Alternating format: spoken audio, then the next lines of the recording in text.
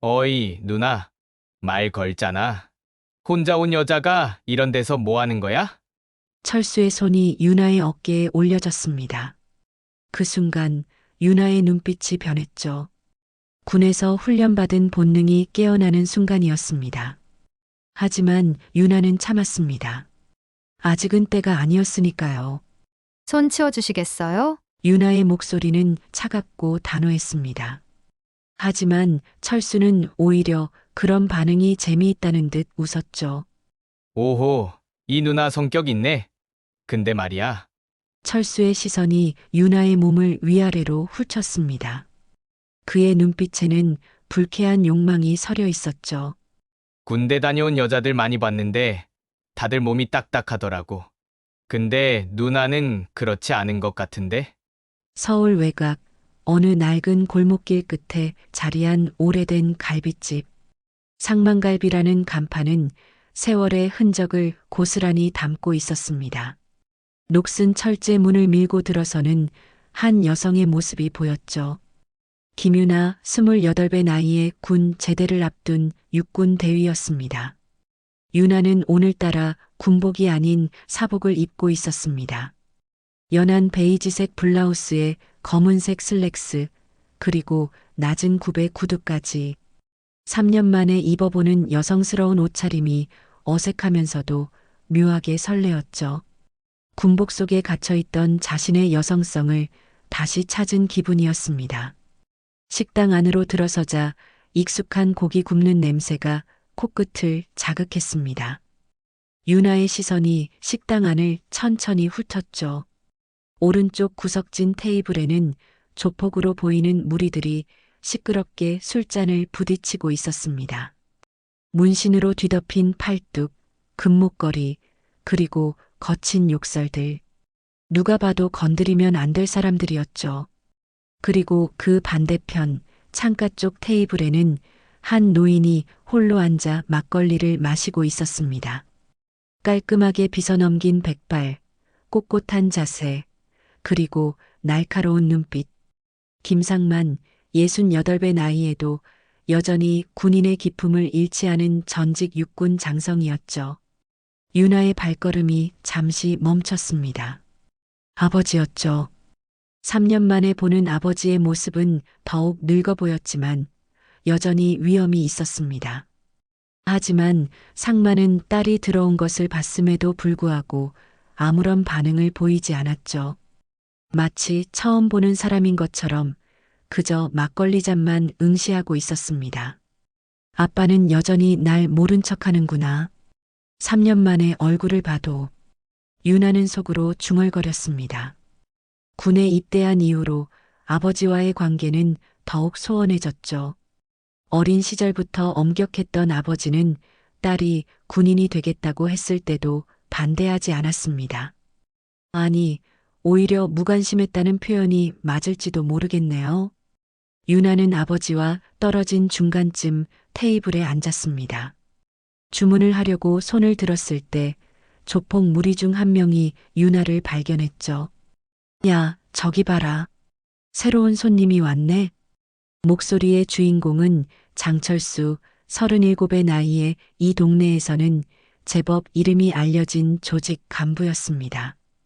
온몸에 문신을 두른 그의 모습은 위협적이었죠. 철수는 술기운에 얼굴이 벌겋게 달아오른 채로 자리에서 일어났습니다. 이야, 이 누나 좀 보소. 혼자 오셨네? 철수가 비틀거리며 유나의 테이블로 다가왔습니다. 함께 있던 부하들이 킥킥거리며 구경하는 모습이 보였죠. 유나는 차분하게 메뉴판을 보며 철수를 무시했습니다. 어이 누나, 말 걸잖아. 혼자 온 여자가 이런 데서 뭐 하는 거야? 철수의 손이 유나의 어깨에 올려졌습니다. 그 순간 유나의 눈빛이 변했죠. 군에서 훈련받은 본능이 깨어나는 순간이었습니다. 하지만 유나는 참았습니다. 아직은 때가 아니었으니까요. 손 치워주시겠어요? 유나의 목소리는 차갑고 단호했습니다. 하지만 철수는 오히려 그런 반응이 재미있다는 듯 웃었죠. 오호, 이 누나 성격 있네. 근데 말이야. 철수의 시선이 유나의 몸을 위아래로 훑쳤습니다. 그의 눈빛에는 불쾌한 욕망이 서려 있었죠.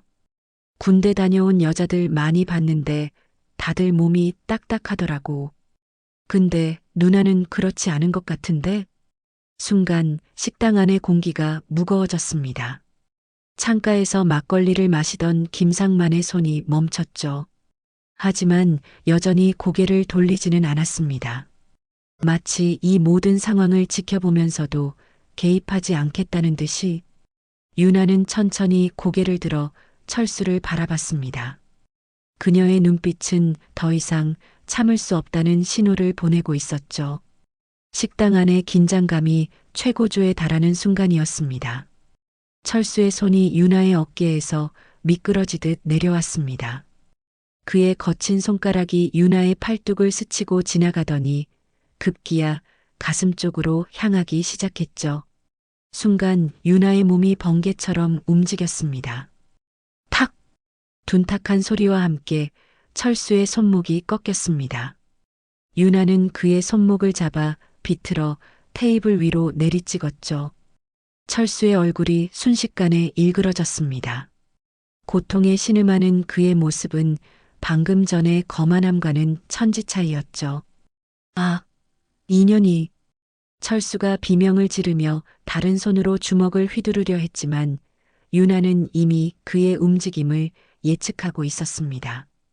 오른손으로 철수의 손목을 더욱 강하게 비틀면서 왼손으로는 그의 팔꿈치 관절을 정확히 눌렀죠. 특수부대에서 배운 제압술이었습니다. 내 몸에 손대는 순간 넌 그냥 정가자가 되는 거야. 유나의 목소리는 얼음처럼 차가웠습니다. 식당 안이 순식간에 조용해졌죠. 조폭 무리들도 갑작스러운 상황에 당황한 기색이 역력했습니다. 누구도 여자 혼자서 철수를 제압할 거라고는 상상하지 못했으니까요. 아, 뭐해?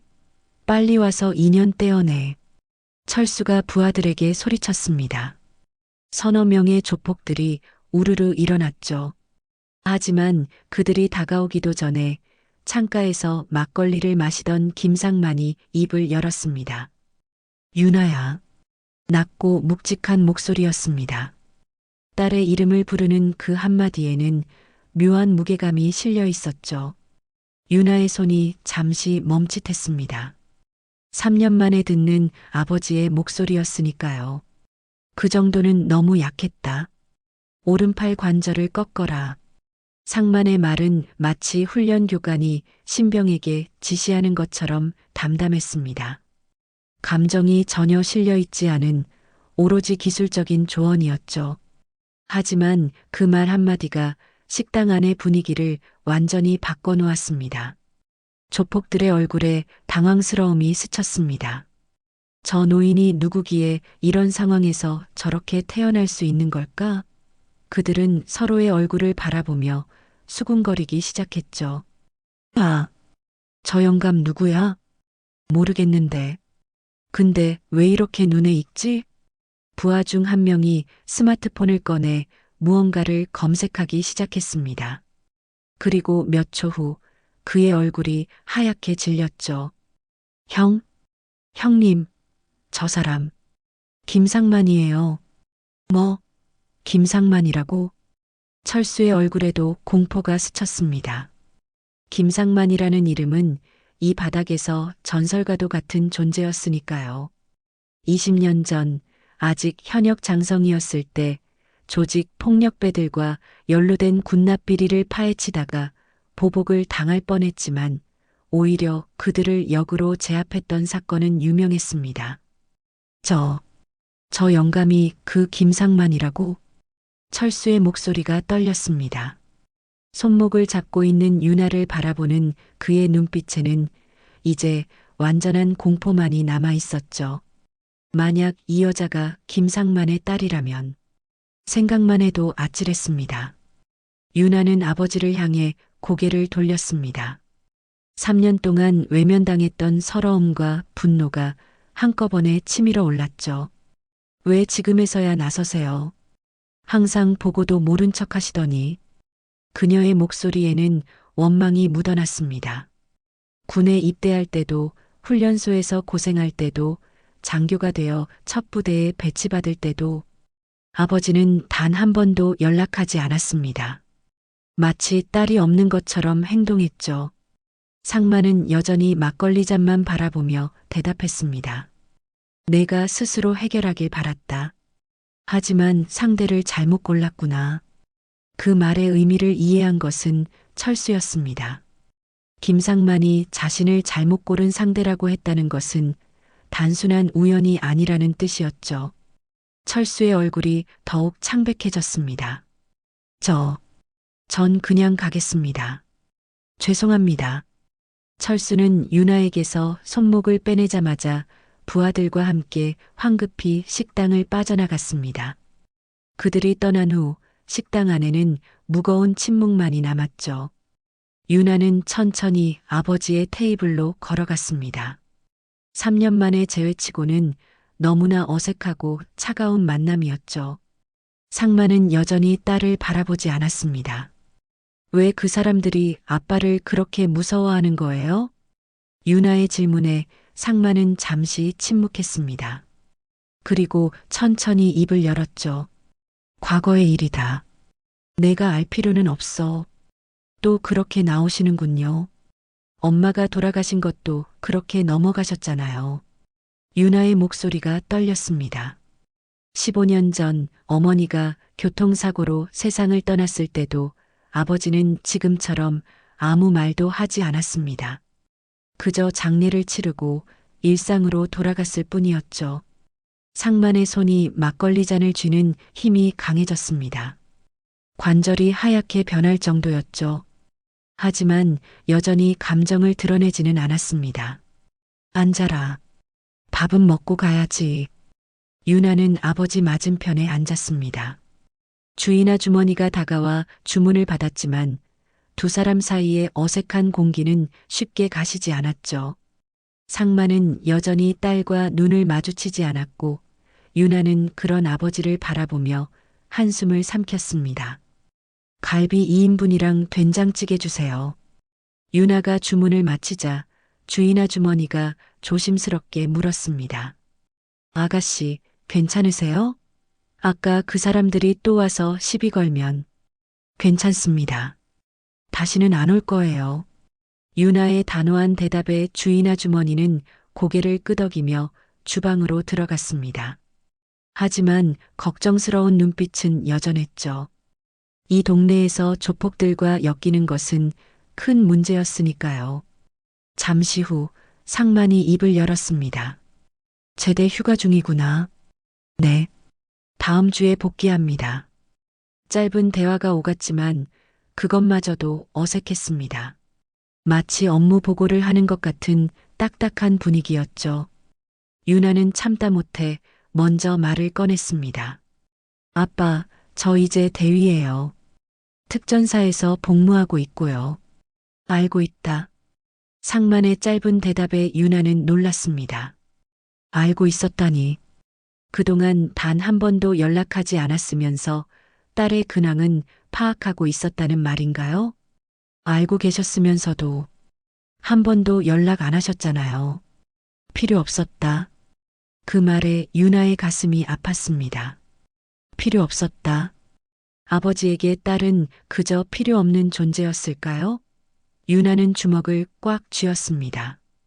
바로 그때 식당 문이 거칠게 열렸습니다. 아까 도망갔던 철수가 다시 돌아온 것이었죠. 하지만 이번엔 혼자가 아니었습니다. 더 많은 부하들을 데리고 왔고 그 중심에는 한 중년 남자가 서 있었습니다. 형님, 저 영감입니다. 철수가 중년 남자에게 상만을 가리켰습니다.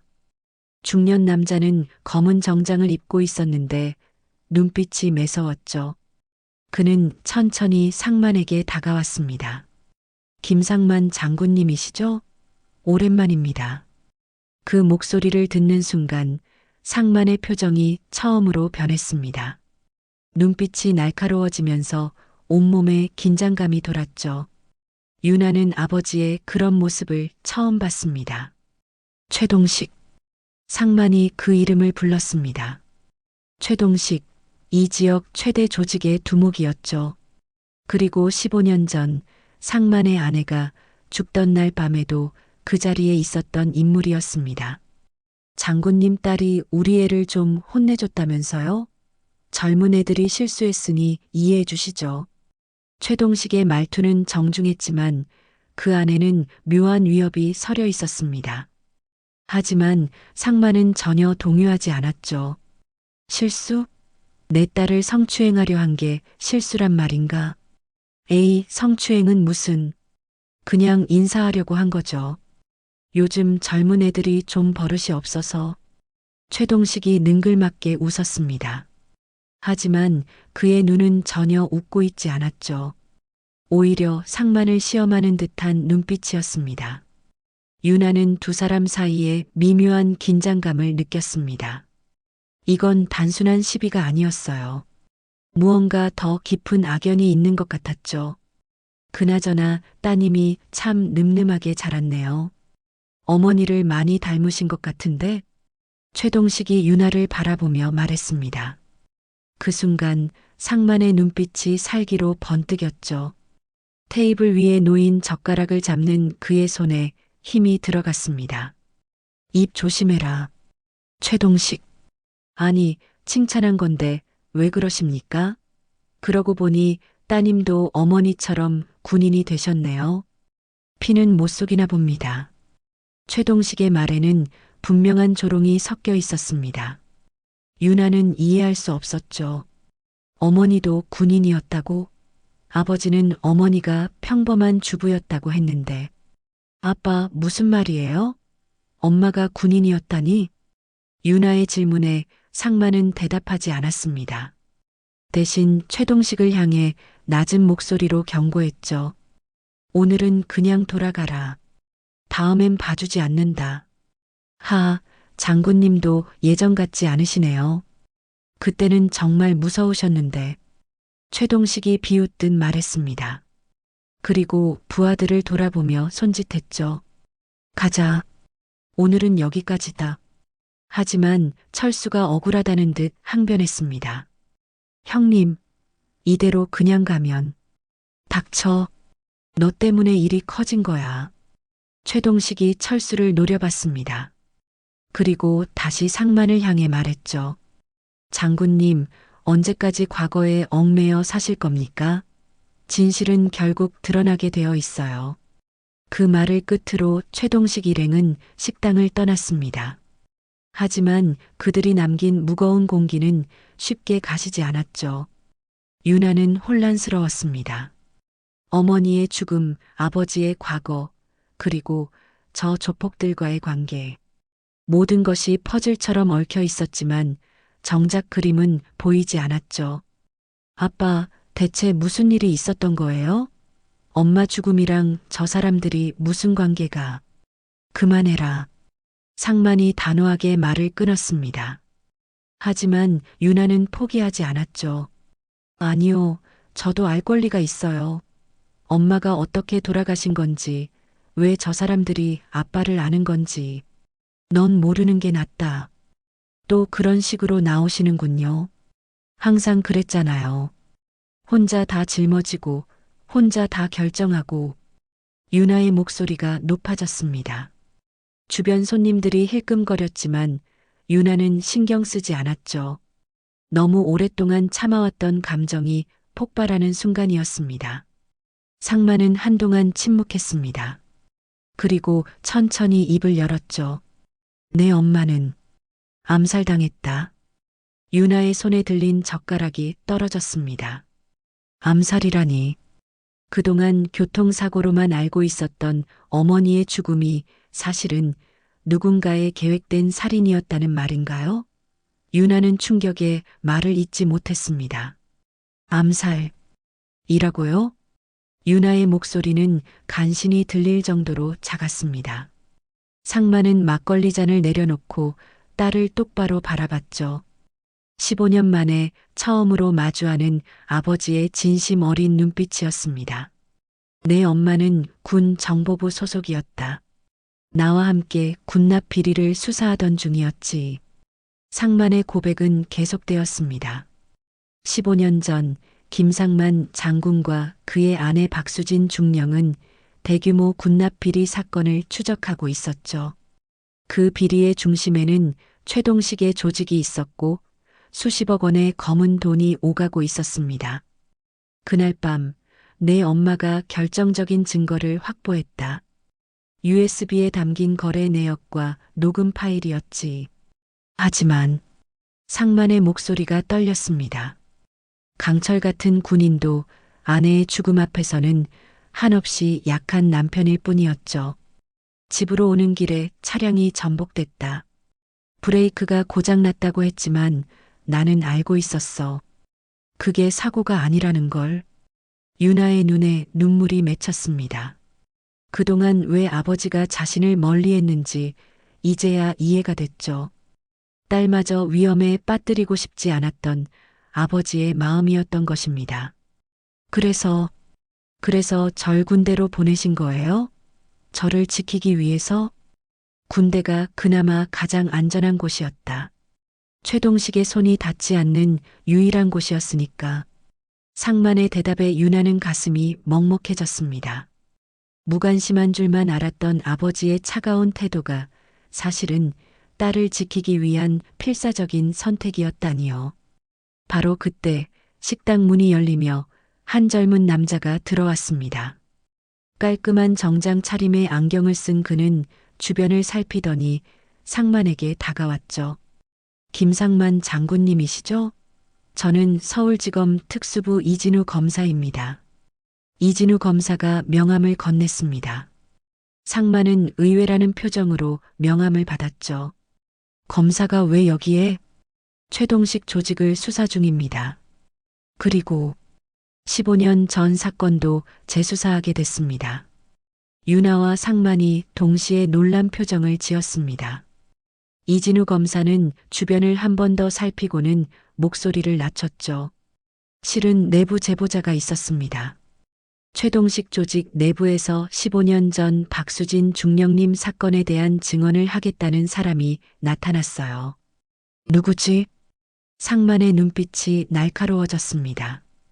이진우 검사는 잠시 망설이다가 입을 열었죠. 장철수입니다. 아까 여기서 소동을 일으킨 그 사람이요. 유나는 깜짝 놀랐습니다.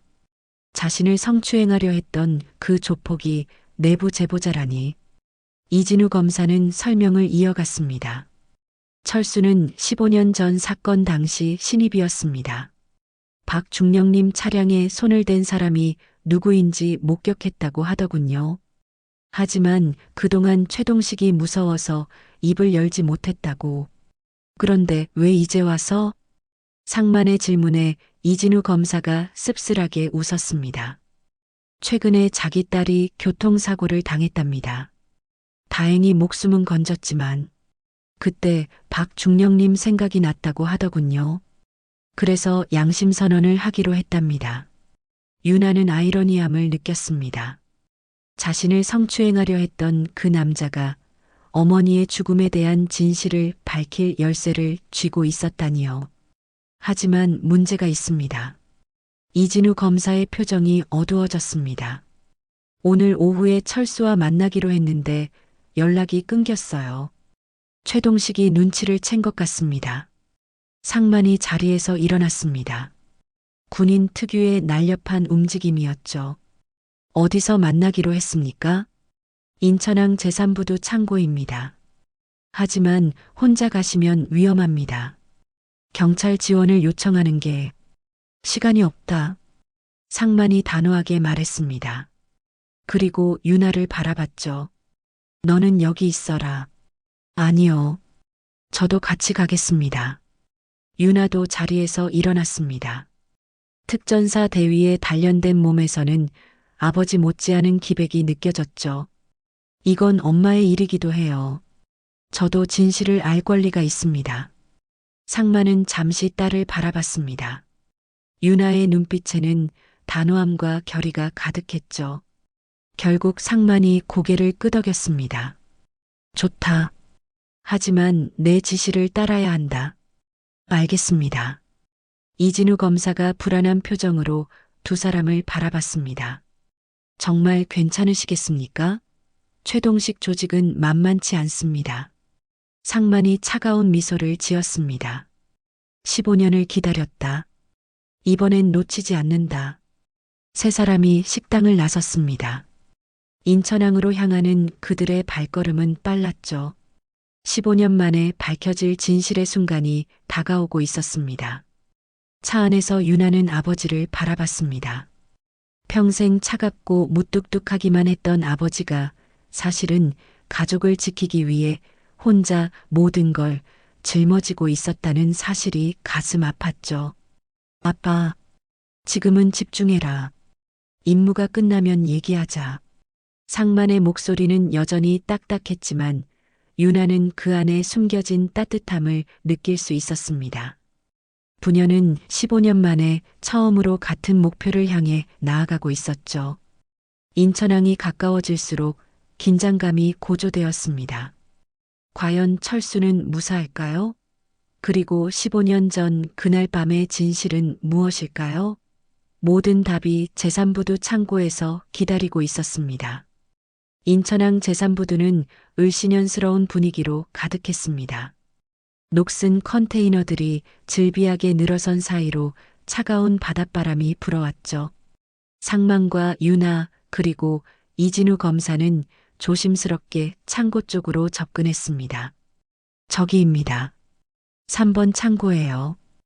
이진우 검사가 낡은 창고를 가리켰습니다. 하지만 주변은 너무나 조용했죠. 불길한 예감이 들었습니다. 상만이 손을 들어 일행을 멈춰 세웠습니다. 뭔가 이상하다. 너무 조용해. 그때 창고 안에서 희미한 신음소리가 들려왔습니다. 윤아가 재빨리 창고 문을 열고 들어갔죠.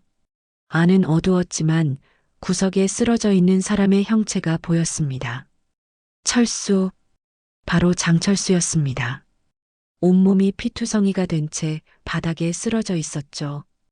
윤아가 급히 다가가 맥박을 확인했습니다. 다행히 살아 있었습니다. 아직 숨이 붙어 있어요. 하지만 상태가 심각합니다. 이진우 검사가 당황하며 휴대폰을 꺼냈습니다. 구급차를 불러야. 잠깐. 상만이 검사를 제지했습니다. 그리고 철수에게 다가가 조심스럽게 그의 상태를 살폈죠. 특수부대 출신답게 응급처치에도 능숙했습니다. 출혈이 심하지만 급소는 피했다. 일부러 죽이지 않고 놔둔 것 같군. 철수가 간신히 눈을 떴습니다. 초점 없는 눈동자가 상만을 향했죠. 장군님, 무슨 일이 있었나? 최동식이 다 알고 있었어요. 제가 배신한 걸. 철수가 고통스럽게 신음했습니다. 윤아가 응급처치를 하며 물었죠. 15년 전 우리 엄마 차에 손을 댄 사람이 누구였어요? 철수의 눈빛이 흔들렸습니다. 그는 떨리는 손으로 주머니를 더듬었죠. 그리고 피 묻은 USB를 꺼냈습니다. 여기 다 들어있어요. 그날의 진실이. 바로 그 순간 창고 문이 쾅 소리와 함께 열렸습니다. 최동식과 그의 부하들이 들이닥친 것이었죠. 최동식의 얼굴에는 차가운 미소가 떠올라 있었습니다. 역시 여기 있었군요, 장군님. 그리고 우리 배신자도. 부하들이 일제히 무기를 꺼냈습니다. 위급한 상황이었죠. 하지만 상만은 전혀 동요하지 않았습니다. 오히려 여유로운 표정으로 최동식을 바라봤죠. 15년이나 숨어 다녔으면서 결국 스스로 나타났군. 숨은 게 아니라 때를 기다린 겁니다. 장군님이 먼저 움직이기를 말이죠. 최동식이 걸음을 옮기며 말을 이었습니다. 사실 전 억울합니다. 박수진 중령의 죽음은 제 뜻이 아니었어요. 무슨 소리를 하는 거지? 상만의 눈빛이 날카로워졌습니다. 최동식은 담배를 꺼내 물며 말했죠. 그날 밤 박중령을 죽이라고 지시한 건 제가 아닙니다. 더 높은 곳에서 내려온 명령이었죠. 더 높은 곳? 군 내부에 있는 진짜 배후요. 제 조직은 그저 실행만 했을 뿐입니다. 충격적인 고백이었습니다. 유나는 믿을 수 없다는 표정으로 최동식을 바라봤죠. 어머니를 죽인 배우가 군 내부에 있다니. 증거가 있나? 상만의 질문에 최동식이 씁쓸하게 웃었습니다. 그래서 철수 이 녀석을 살려둔 겁니다. 이 녀석이 가진 USB에는 그날의 통화 녹음이 들어있어요. 누가 저에게 명령을 내렸는지 말이죠.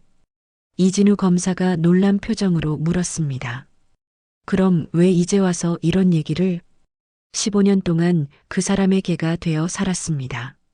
하지만 이제 지쳤어요. 그리고 최동식의 눈빛이 어두워졌습니다. 최근에 제 조직을 토사구팽하려는 움직임이 있더군요. 어차피 버려질 패라면 차라리 진실을 밝히고 싶었습니다. 상만이 철수가 건넨 USB를 들어 올렸습니다. 이 안에 모든 게 들어있다는 거군.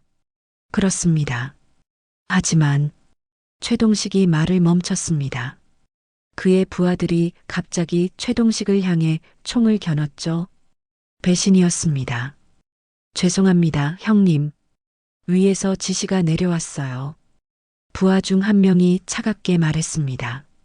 최동식의 얼굴에 허탈한 미소가 떠올랐죠. 역시 끝까지 믿을 사람은 없구나. 총성이 울리려는 찰나 유나가 번개같이 움직였습니다. 특전사에서 익힌 근접 전투술을 펼치며 순식간에 무장한 부하들을 제압했죠. 상만도 동시에 움직여 나머지 부하들을 무력화시켰습니다. 아버지와 딸의 호흡은 완벽했습니다. 마치 오랫동안 함께 훈련한 팀처럼 일사불란하게 움직였죠. 불과 1분도 안 되어 모든 부하들이 바닥에 쓰러졌습니다. 헉! 헉! 이진우 검사만 놀란 표정으로 서 있었습니다. 검사 생활을 하면서 이런 광경은 처음이었죠. 이제 경찰을 불러도 됩니다. 상만이 담담하게 말했습니다. 그리고 최동식을 바라봤죠. USB의 내용을 들어보면 진짜 배우가 누구인지 알 수 있겠군. 최동식이 고개를 끄덕였습니다. 육군 중장 박찬호. 15년 전 군수사령관이었고 지금은 예편에서 방산업체를 운영하고 있죠. 그 이름을 듣는 순간 상만의 얼굴이 굳어졌습니다. 박찬호는 한때 상만의 직속상관이었던 인물이었죠. 믿었던 사람의 배신이었습니다. 경찰이 도착하고 부상당한 철수는 병원으로 후송됐습니다. 최동식과 그의 부하들은 체포됐죠. 이진우 검사는 USB를 증거물로 확보하며 말했습니다. 이제 본격적인 수사가 시작됩니다. 박찬호를 비롯한 모든 관련자들을 일망타진할 겁니다. 상만과 유나는 창고를 나서며 바닷바람을 맞았습니다. 15년 만에 진실의 실마리를 찾은 것이었죠. 하지만 아직 갈 길은 멀었습니다. 서울지검 특수부 사무실은 긴장감으로 가득했습니다. 이진우 검사가 노트북을 열고 USB를 연결하자 모두의 시선이 화면에 집중됐죠. 상만과 유나도 숨을 죽이며 지켜봤습니다. 첫 번째 파일은 음성 녹음 파일이었습니다. 재생 버튼을 누르자 잡음 섞인 목소리가 흘러나왔죠. 최 사장, 박수진 중령을 처리해야겠네. 깨끗하게 사고로 보이도록. 그 목소리를 듣는 순간 상만의 주먹이 꽉 쥐어졌습니다. 틀림없는 박찬호의 목소리였죠. 15년 전 자신의 직속상관이었던 사람이 아내의 죽음을 지시한 것이었습니다. 녹음은 계속됐습니다. 최동식의 목소리가 이어졌죠. 굳이 그렇게까지 해야 합니까? 그냥 위험만 해도. 안 돼. 그 여자가 확보한 자료가 공개되면 우리 모두 끝장이야. 김상만도 조만간 처리할 테니 먼저 부인부터 시작하게. 유나의 눈에서 눈물이 흘렀습니다. 어머니는 단지 정의를 위해 싸우다가 희생된 것이었죠. 그것도 믿었던 사람의 배신으로. 이진우 검사가 다음 파일들을 열었습니다. 거래 내역, 비리 증거들, 그리고 관련자 명단까지. 박찬호를 중심으로 한 거대한 비리 카르텔의 실체가 드러났죠.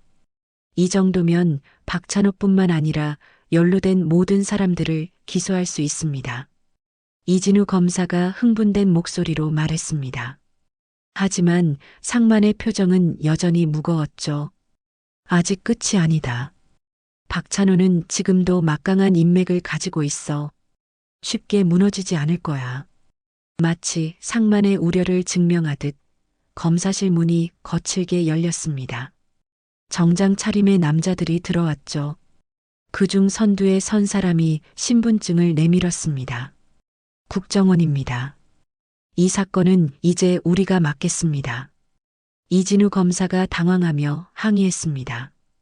무슨 말씀이십니까? 이건 검찰이 수사하는 사건입니다. 국가안보와 관련된 사안입니다. 모든 증거물을 인계하십시오. 국정원 요원들이 USB와 서류들을 압수하려 했습니다. 그때 유나가 앞을 가로막았죠. 잠깐만요. 이건 제 어머니의 죽음과 관련된 사건이에요. 그냥 넘길 수 없습니다. 비키십시오. 공무집행방해로 체포할 수도 있습니다. 팽팽한 대치가 이어졌습니다. 그때 상만이 조용히 입을 열었죠. 박찬호가 시킨 거군. 국정원 요원들의 표정이 미묘하게 변했습니다. 상만이 이어서 말했죠. 15년 전에도 그랬지. 수사가 핵심에 다가가면 항상 이런 식으로 막았어. 김상만 장군, 더 이상 개입하지 마십시오. 이건 경고입니다. 선임 요원이 차갑게 말했습니다. 하지만 상만은 전혀 위축되지 않았죠. 경고. 내 아내를 죽인 자들이 감히 나에게 경고를 한다고? 순간 검사실 안의 공기가 얼어붙었습니다. 국정원 요원들도 김상만이라는 이름의 무게를 알고 있었죠. 전설적인 특수부대 지휘관이자 한때는 국가의 그림자로 불렸던 인물이었으니까요. 바로 그때 이진우 검사의 휴대폰이 울렸습니다. 잠시 통화를 한 검사의 얼굴이 밝아졌죠. 방금 언론사에서 연락이 왔습니다. 누군가 박찬호의 비리 자료를 제보했다고 합니다. 내일 아침 일면에 보도된답니다. 국정원 요원들의 얼굴이 당황스러움으로 물들었습니다. 이진우 검사가 덧붙였죠. 그리고 철수 씨가 병원에서 의식을 되찾았답니다. 증언할 준비가 됐다고 하네요. 상황이 역전되는 순간이었습니다. 상만이 차분하게 말했죠. 이제 선택하시죠. 계속 박찬호에게 노릇을 할 건지 아니면 정의의 편에 설 건지. 선임 요원이 한참을 고민하다가 한숨을 쉬었습니다. 철수하겠습니다. 하지만 이 일로 큰 파장이 일 겁니다. 국정원 요원들이 물러가자 이진우 검사가 안도의 한숨을 쉬었습니다. 정말 아슬아슬했습니다. 그런데 대체 누가 언론에 제보를 한 걸까요?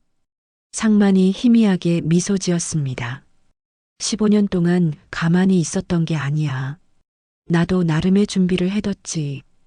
유나가 아버지를 새삼 다시 봤습니다. 차갑고 무뚝뚝하기만 했던 아버지가 사실은 15년 동안 치밀하게 복수를 준비해왔던 것이었죠. 다음 날 아침 모든 주요 언론이 박찬호의 비리를 대서특필했습니다. 군납비리, 살인교사, 증거인멸, 공무원 매수까지 15년 동안 숨겨져 있던 진실이 만천하에 드러났죠. 박찬호는 즉시 긴급 체포됐습니다. 방송 카메라 앞에서 수갑을 찬 그의 모습은 초라하기 그지없었죠. 한때 권력의 정점에 있던 사람의 몰락이었습니다. 상만과 유나는 영장실질 심사가 열리는 법원 앞에 섰습니다. 수많은 취재진이 몰려 있었지만 두 사람은 담담했죠. 아빠, 이제 엄마도 편히 쉬실 수 있겠죠? 유나의 물음에 상만이 고개를 끄덕였습니다. 그래. 15년이나 걸렸지만 드디어 진실이 밝혀졌으니까. 법원 안으로 들어가는 박찬호의 뒷모습을 보며 상만은 조용히 중얼거렸습니다. 수진아, 이제야 당신의 억울함을 풀어줄 수 있게 됐구나. 유나가 아버지의 손을 잡았습니다. 15년 만에 처음으로 잡아보는 아버지의 손은 거칠었지만 따뜻했죠. 긴 싸움이 끝나가고 있었습니다. 재판이 시작된 지 한 달이 지났습니다. 서울중앙지법 대법정은 매일 방청객들로 가득 찼죠. 박찬호를 비롯한 관련자들의 재판은 연일 언론의 주목을 받았습니다. 유나는 증인석에 앉아 있었습니다. 군복을 단정하게 차려입은 모습이 당당했죠. 검사가 질문을 시작했습니다. 증인은 피해자 박수진 중령의 딸이시죠? 네, 맞습니다. 15년 전 어머니가 돌아가셨을 때의 상황을 기억하십니까?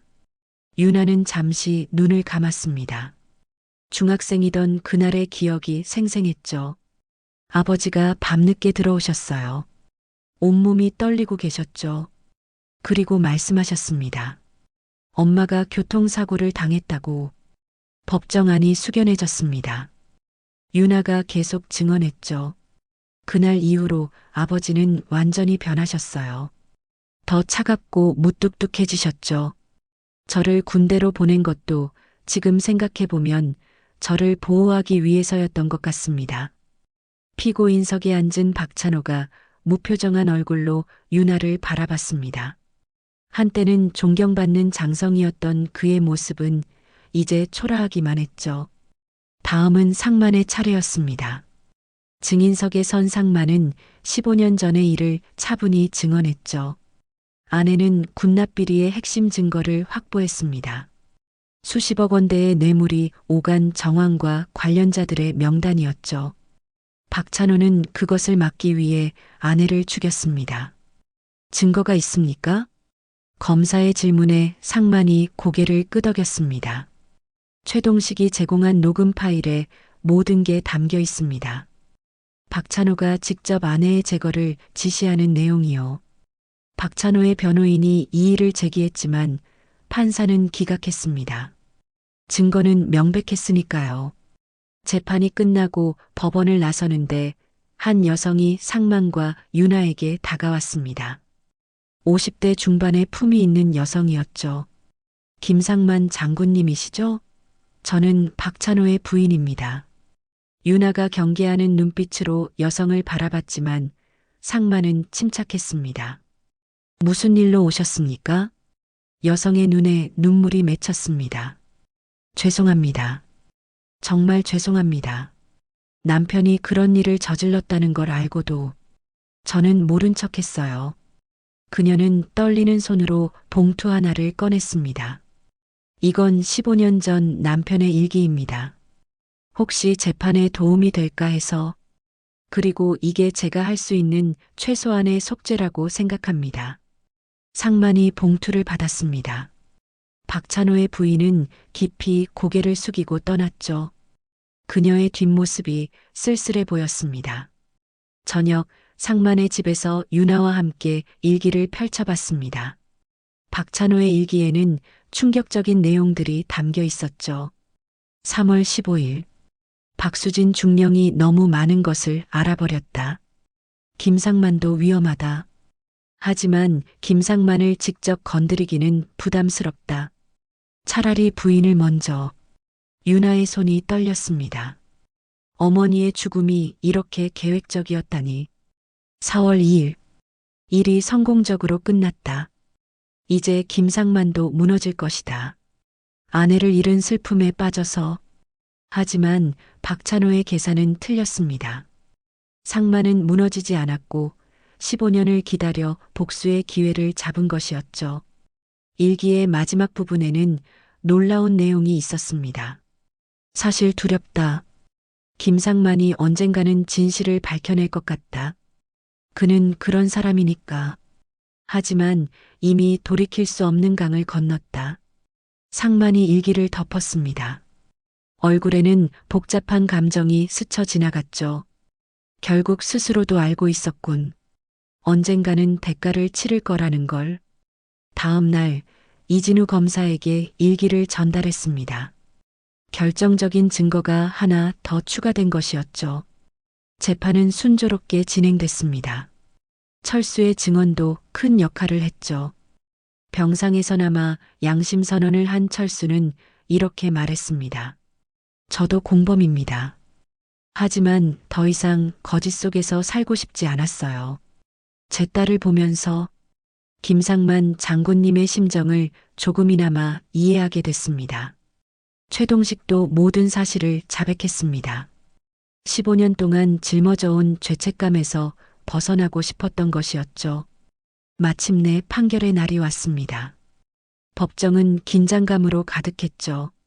판사가 판결문을 읽기 시작했습니다. 피고인 박찬호에게 살인교사 및 군납비리 혐의로 무기징역을 선고합니다. 방청석에서 탄식과 안도의 소리가 동시에 흘러나왔습니다. 박찬호는 망연자실한 표정으로 고개를 떨구었죠. 법정을 나서며 유나가 아버지에게 물었습니다. 이제 정말 끝인가요? 법적으로는 끝이지. 하지만 상만이 하늘을 올려다봤습니다. 내 엄마를 다시 볼 수는 없으니까. 진짜 끝은 아니겠지. 유나가 아버지의 팔을 잡았습니다. 15년의 긴 싸움은 승리로 끝났지만 상실의 아픔은 여전히 남아 있었죠. 그래도 엄마가 하늘에서 기뻐하실 거예요.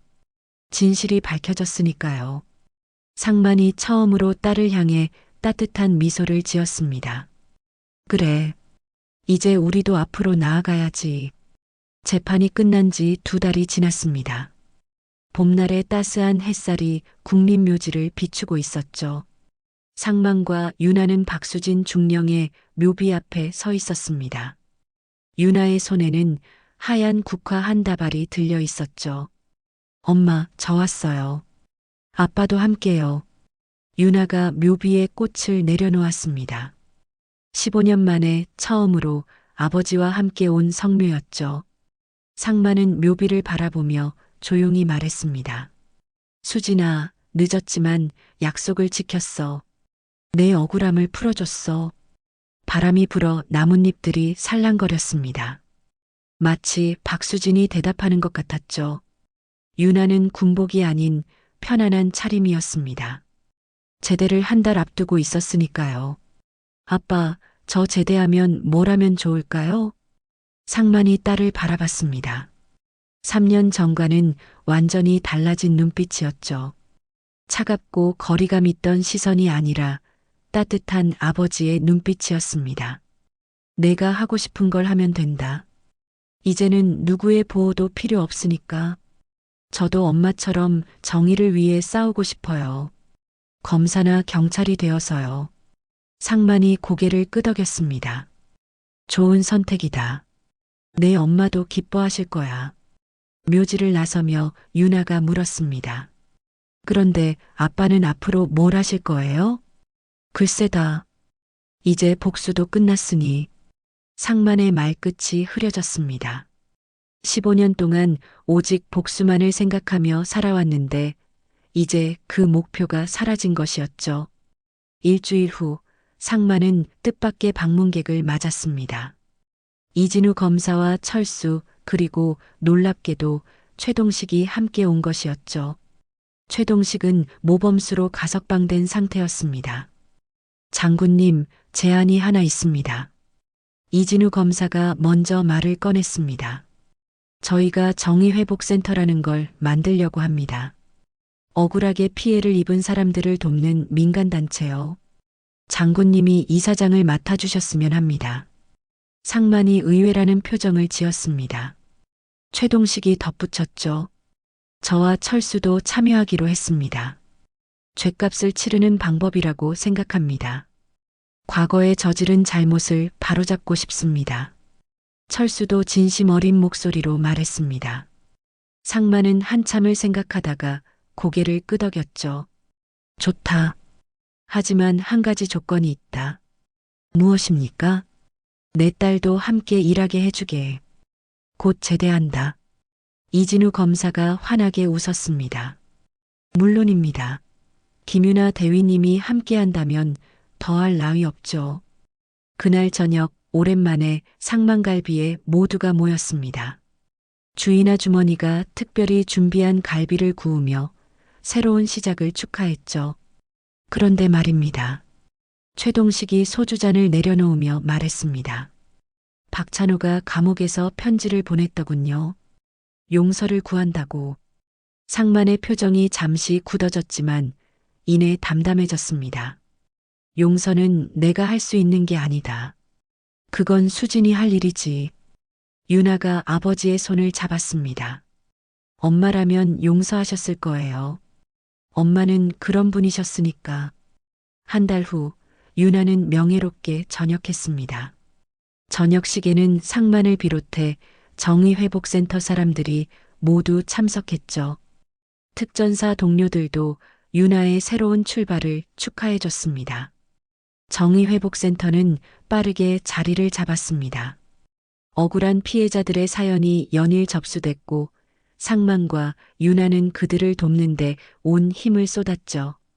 어느 날 한 노부부가 센터를 찾아왔습니다. 아들이 억울하게 누명을 쓰고 감옥에 있다는 사연이었죠. 유나가 상담을 맡았습니다. 걱정 마세요. 저희가 끝까지 도와드리겠습니다. 노부부의 눈에 눈물이 맺혔습니다. 희망을 찾은 표정이었죠. 상만이 옆에서 지켜보며 생각했습니다.